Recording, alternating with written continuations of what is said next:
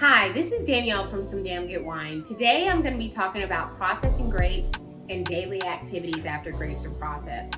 The main theme that I identified, and then also my favorite harvest items during this phase. So now that the equipment is clean and once the grapes are ready, it's time to process the grapes. This means that the winemaker has visited the vineyard, they've taken samples, and then the grapes are now giving the pH and Brix levels and the flavor profile that the winemaker is looking for to make their official pick decision. On the day that we process fruit, we would inspect the tank that we were going to go into.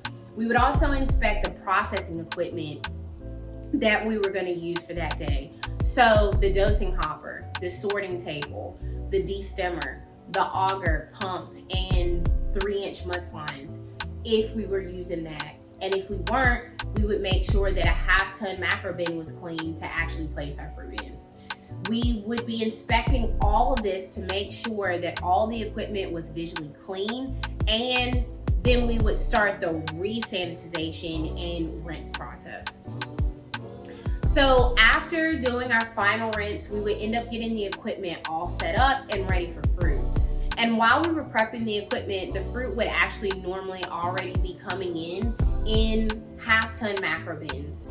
Once the fruit came in, it would then be weighed and then placed in a cool area until we were done setting up.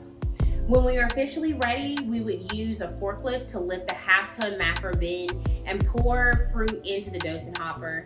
In the dosing hopper, the fruit would be dosed out onto the table, and the team would hand sort those grapes. We would throw out any grapes that were underripe. So underripe grapes actually look like red table grapes that you get in the grocery store. We would sort those out.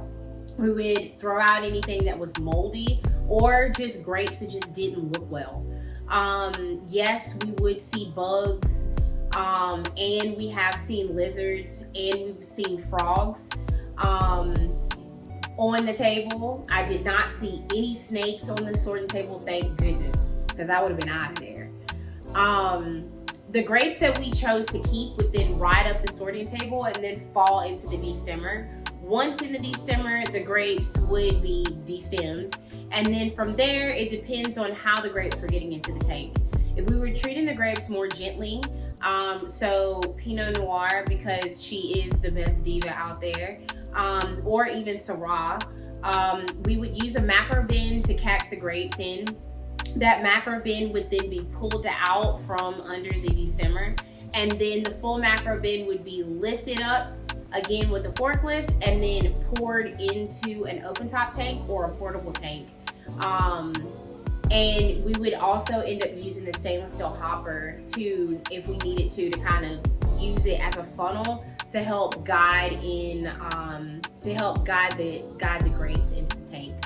If we were using an auger, the grapes would fall directly into the auger like a basket. The pump would then suck the grapes from the auger through the 3-inch musklines, and then the grapes would then be shuttled through the line to the end of the line, and then which would then be connected to the top of a tank.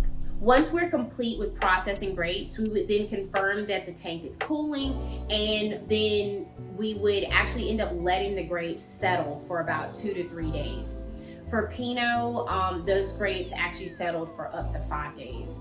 But it definitely does depend on, the condition of the grapes when they come in, and how soon that you actually pull the trigger to start working on those grapes.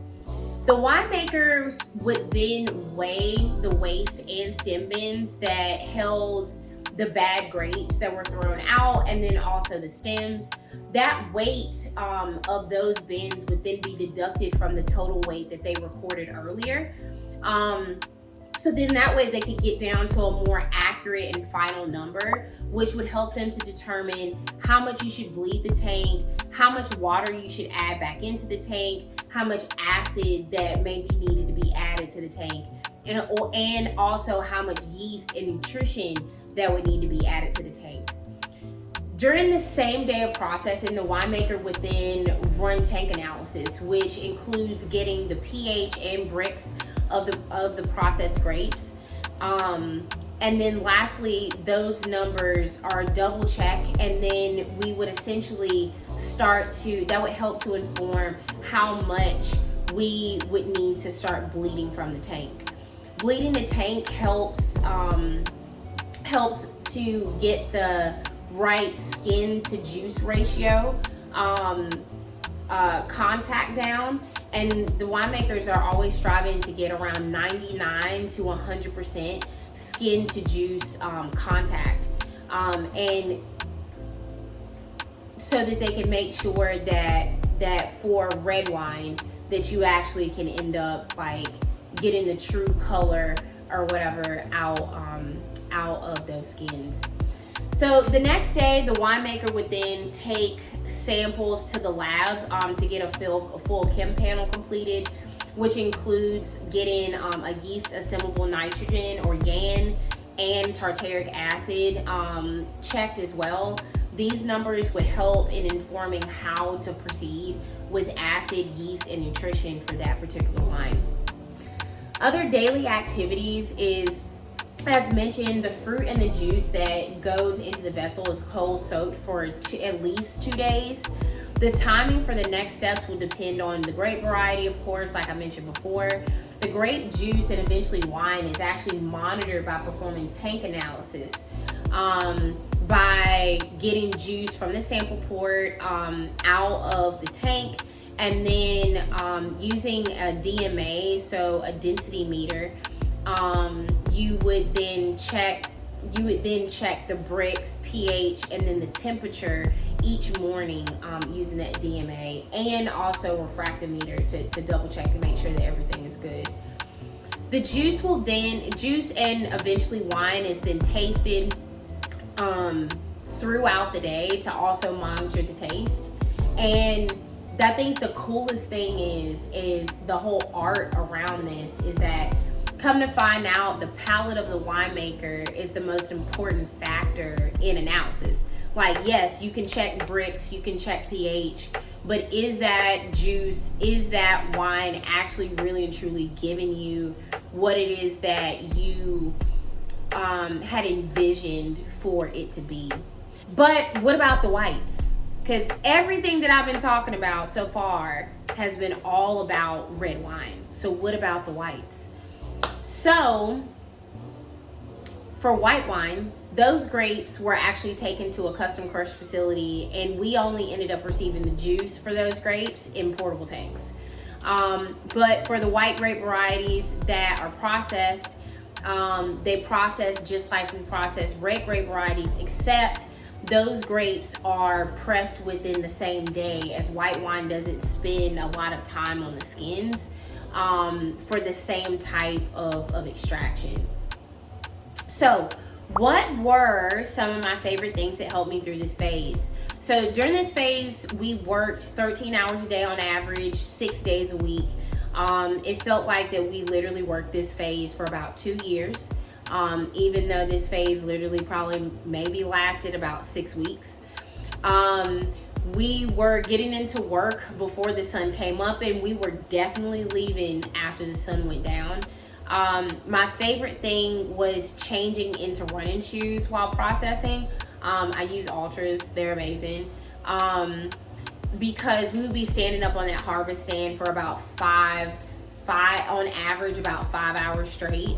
My other favorite thing was actually doing 20 to 30 minutes of yoga in the morning.